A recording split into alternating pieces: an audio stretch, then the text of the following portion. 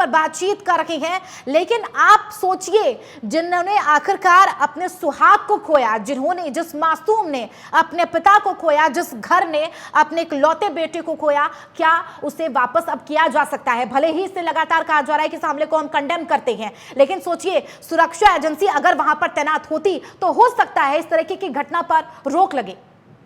चंदा, निश्चित रूप से एक बहुत बड़ा नुकसान है, बहुत बड़ी क्षति है उन परिवार के लोगों के लिए जिन्होंने अपनों को खो दिया। लेकिन कुछ बड़े अपडेट्स है मेरे पास जो मैं फटाफट दर्शकों को बताना चाहता हूं, उनसे साझा करना चाहता हूं। पहला बड़ा अपडेट यह है कि लश्कर तैयबा और टीआरएफ की OGW टीम, जिसे ऑन ग्राउंड टीम बोलते हैं, इन्होंने पूरे इलाके की रेकी की थी। ये इंटेलिजेंस इनपुट, ये सूत्र हमारे बता रहे हैं। इसके अलावा दूसरा बड़ा अपडेट यह है कि वहां 2 काले रंग की बाइक्स मिली हैं जिनकी नंबर प्लेट नहीं है।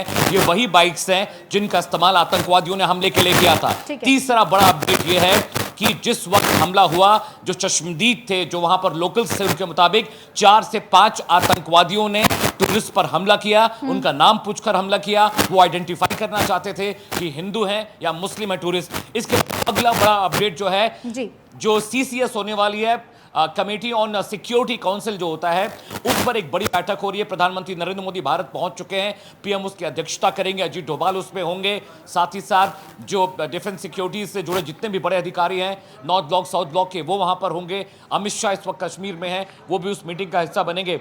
तो ये जो बड़ी बैठक होने वाली है चंदा, इससे बहुत बड़ा एक मैसेज निकल कर आएगा। प्रधानमंत्री नरेंद्र मोदी पहले ही साफ कर चुके हैं, अमित शाह पहले ही साफ कर चुके हैं कि जिन लोगों ने इस कायराना हरकत को अंजाम दिया है उन्हें बख्शा नहीं जाएगा। किसी भी कीमत पर उन आतंकवादियों को ढूंढकर उनको नेस्तनाबूद किया जाएगा, उनको तबाह किया जाएगा। इसके अलावा एक बड़ा अपडेट मैं आपको यह बता दूं कि अभी भी जो सूत्र हमारे बता रहे हैं कि 4 से 5 आतंकवादी जिन्होंने कल टूरिस्ट के ऊपर हमला किया था, सैलानियों पर हमला किया था, वो अभी भी उस इलाके में फंसे हो सकते हैं। क्योंकि जिस इलाके में हमला हुआ है चंदा, वो पहलगाम का वेस्टर्न घाट्स कहा जाता है। ये वेस्टर्न इलाका है, यहां पर जो टेरेन है, पहाड़ियां हैं, जंगल हैं, इसलिए अभी भी लगता है, इस बात का इम्कान है, इस बात का अंदाजा है कि आतंकवादी वहां फंसे हो सकते हैं। वहां पर जो हैवी डिप्लॉयमेंट है उसकी जानकारी भी दर्शकों से साझा कर दें जल्दी जल्दी। वहां पर QA टीम को डिप्लॉय किया गया जो कल रात से लगातार एक्टिव है। राष्ट्रीय राइफल्स की 3 बटालियंस को वहां पर भेजा गया है। CRPF की जो इनकाउंटर इंसर्जेंसी स्क्वाड है उसको वहां पर भेजा गया है। क्वाड टीम को वहां पर भेजा गया। स्निफर डॉग्स वहां पर हैं और लगातार पूरे इलाके की ड्रोन से निगरानी की जा रही है। थर्मल स्कैनिंग के जरिए जंगलों में निगरानी की जा रही है ताकि अगर कोई आतंकवादी किसी गुफा में, किसी पहाड़ी के पीछे, किसी पेड़ के आसपास छिपे हैं तो उनको आसानी से आइडेंटिफाई कर दिया जाए। लेकिन आज दोपहर माफ करिएगा, आज दोपहर जो बैठक होने वाली है सिक्योरिटी काउंसिल पर, उसमें क्या निकल कर आता है इस पे सबकी निगाह रहने वाली है। लेकिन अभी भी जो कमांडिंग सेंटर है श्रीनगर में जिसे बनाया गया है, जो ऑपरेशन सेंटर है, वहां से पूरे ऑपरेशन को PMO मॉनिटर लगातार कर रहा है। अमित शाह वहां पर हैं, वहां पर LG हैं, मनोज सिन्हा वहां लगातार ग्राउंड जीरो पर है। और आज अमित शाह पहलगाम जा सकते हैं। 3 जुलाई से अमरनाथ यात्रा की शुरुआत होने वाली थी, उससे पहले यह हमला बहुत बड़ा एक सिग्नल है। आतंकवादी चाहते थे कि लोगों में खौफ बढ़ाया जाए, आतंकवादी चाहते थे कि जो बाबा बर्फानी की यात्रा होने वाली है उसको हॉल्ट कर दिया जाए और इसमें वो कामयाब भी हुए। सबसे बड़ा झटका जम्मू कश्मीर की इकोनॉमी को लगा है क्योंकि टूरिस्ट पर्यटक ही जम्मू कश्मीर की आय का, इकोनॉमी का सबसे बड़ा स्रोत है। और इस हमले से ना सिर्फ वहां पर सैलानियों को जाना कम हो जाएगा, नहीं के बराबर हो जाएगा, और जो डर, जो 90 के दशक और 2000 के दशक का डर था, जब कश्मीर जाने की बात होती थी लोग कहा करते थे कि कश्मीर में खतरा है, वहां आतंकवादी हैं, हम महफूज नहीं है, वो डर, वो जो नैरेशन था, वो जो नैरेटिव था, एक बार फिर से जितने लोग हैं उनके जहन में ये ताज़ा हो गया है। और बड़ी बात यह है चंदा कि अब जब सिक्योरिटी कैबिनेट की बैठक होगी, CCS की बैठक होगी, तो उसमें देखने वाली बात होगी कि TRS और लश्कर तैयबा के TRF OGW ग्राउंड के जो वर्कर्स हैं जिन्होंने ये पूरा रैके किया। और आपको बताएं, एक ये सूत्र भी बता रहे हैं कि ये आतंकवादी टूरिस्ट बनकर उस इलाके में गए थे, यानी उनको पहचानना मुश्किल था। बड़ी बात यह भी है कि लोकल लोगों ने उन्हें इसलिए नहीं पहचाना क्योंकि देश भर से टूरिस्ट वहां पर पहुंचे थे। उसे जिस इलाके में ये घटना हुई है वहां पर या तो आप घोड़ों के जरिए जा सकते हैं या तो पैदल जा सकते हैं, वहां कोई गाड़ियां नहीं जाती। लेकिन जो लास्ट राइडिंग स्पॉट मिला है वहां पर 2 बाइक्स मिली हैं काले रंग की जिन पर नंबर प्लेट नहीं है। और जो सूत्र हमारे बता रहे हैं कि इन्हीं बाइक्स के जरिए हमले को अंजाम दिएगा। बिल्कुल। और अहमद, कह सकते हैं, देखिए 5 साल बाद पुलवामा अटैक, अभी तक किसी ने भूला नहीं है कि किस तरीके से पुलवामा अटैक हुआ, कई मासूमों ने अपनी जान गंवाई। और कह सकते हैं कि आज भी जब उस दिन को याद किया जाता है तो लोगों का दिल जो है वो पसीज जाता है, दहल उठता है। और उसके बाद एक बार फिर से 5 साल बाद इस तरीके की घटना और वो भी सैलानियों पर, पर्यटकों पर। एक कहीं ना कहीं बड़ा सवाल इस पर अमित उठता हुआ नजर आ रहा है, क्योंकि देखिए नई जम्मू कश्मीर, नई कश्मीर की हम बात लगातार कर रहे थे, इसके तहत सरकार काम भी कर रही थी और इसका जीता जागता प्रमाण भी देखने को मिल रहा था कि कई पर्यटक जो है बिना किसी डर, बिना किसी भय के वहां पर पहुंच रहे थे।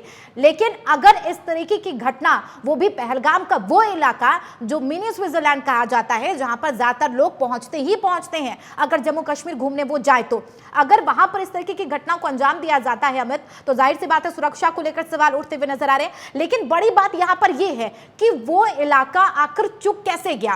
क्या पेट्रोलिंग के तहत वहां पर पहले से टीम नहीं पहुंच रही थी? क्योंकि यह भी बताया जा रहा है कि रेकी तो पहले से वो वहां पर आतंकी कर रहे थे। ये मैं आपको बताऊंगा और दर्शकों को भी ये समझनी चाहिए, वो नॉर्दर्न इलाका है जम्मू कश्मीर का, और जो नॉर्दर्न कमांड है आर्मी की, उसके अंडर में वो इलाका है। मैं ये नहीं कह रहा हूँ कि वहाँ पर कॉम्बिंग नहीं हो रही थी, मैं ये नहीं कहूँगा कि वहाँ पर सेना सीआरपीएफ का डिप्लॉयमेंट नहीं था, मैं ये नहीं कहूँगा कि जम्मू कश्मीर की पुलिस अलर्ट नहीं थी, लेकिन कहीं ना कहीं एक बड़ा इंटेलिजेंस फेल्योर है।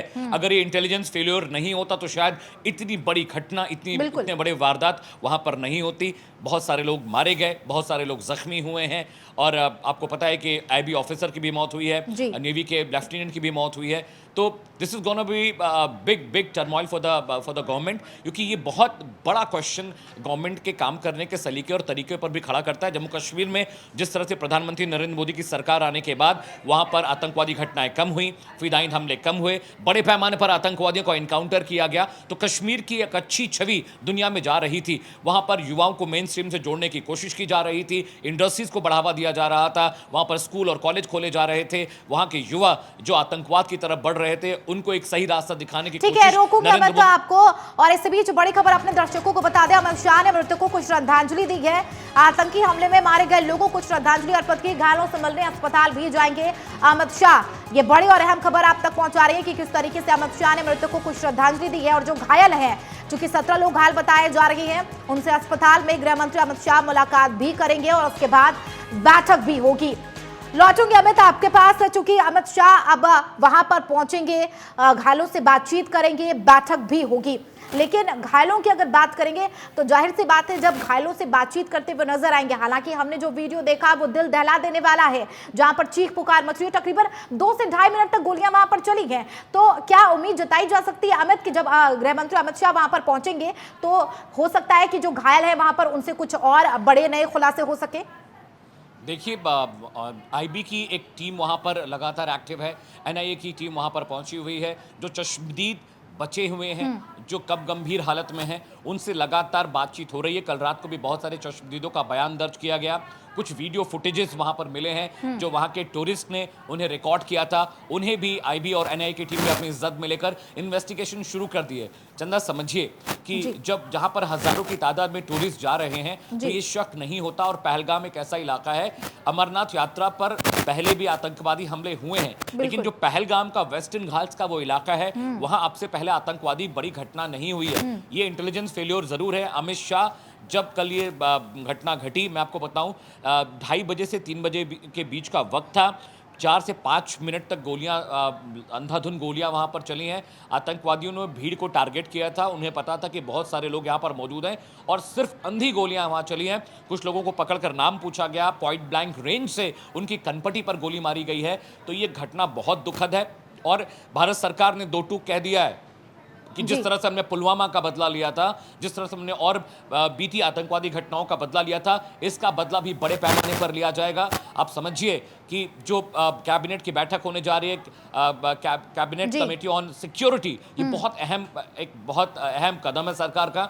और आज दोपहर में इस बैठक के बाद बहुत बड़ी चीज निकल कर आ सकती है। और पाकिस्तान में बैठे जो आका ये करा रहे हैं, आपको याद होगा असीम मुनीर जो कि पाकिस्तानी सेना के चीफ हैं, उनका बयान आया था, जिस तरह के भड़काऊ बयान वो दे रहे थे, जिस तरह की बेगैरत की बातें वो कर रहे थे, हिंदू अलग होते हैं, मुसलमान अलग होते हैं, तो ऐसा लग रहा है कि वो चाहते हैं कि भारत पाकिस्तान के बीच युद्ध हो। और मैं आपको बताऊं कि ये बहुत सही वक्त है कि पाकिस्तान को उसकी कथनी और करनी का जवाब दिया जाए। सिर्फ बैठकर सुनकर संवेदना व्यक्त करने से नहीं होगा चंदा, इस बार भी घुसकर मारना होगा। और आखिर हम कब तक अपने लोगों की इसी तरह से कुर्बानी देते रहेंगे? कभी 2 मर गए, कभी 4 मर गए, कभी 6 मर गए, कभी 10 मर गए, सेना के जवान शहीद हो रहे हैं, मुझे लगता है it's the right time and the good time to respond to Pakistan, क्योंकि अगर इस बार हमने रिस्पॉन्ड नहीं किया पूरी ताकत से, पूरी सख्ती से, तो ये घटनाएं लगातार बढ़ेंगी। और मुझे लगता है कि अब प्रधानमंत्री नरेंद्र मोदी को, गृह मंत्री अमित शाह को, एनएसए अजीत डोभाल को, इन सबको एक सख्त कदम उठाने की जरूरत है, क्योंकि भारतीयों की जान इतनी सस्ती नहीं है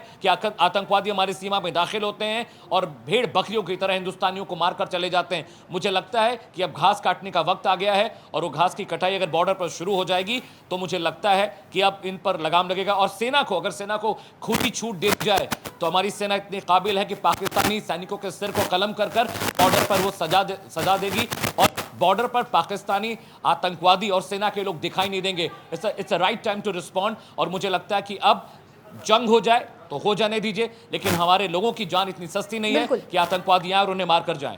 ठीक है अमित, लौटूंगे आपके पास, आप बने रहिए हमारे साथ, लेकिन यहाँ पर छोटे से ब्रेक ले, फौरन हाजिर होंगे। देखते रहिए प्राइम न्यूज।